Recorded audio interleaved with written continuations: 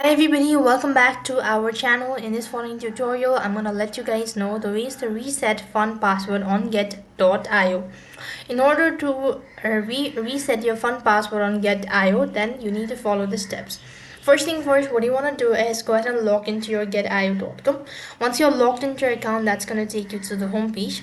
So from the home page, you need to go ahead and click on the profile, which is located in the top right hand side corner.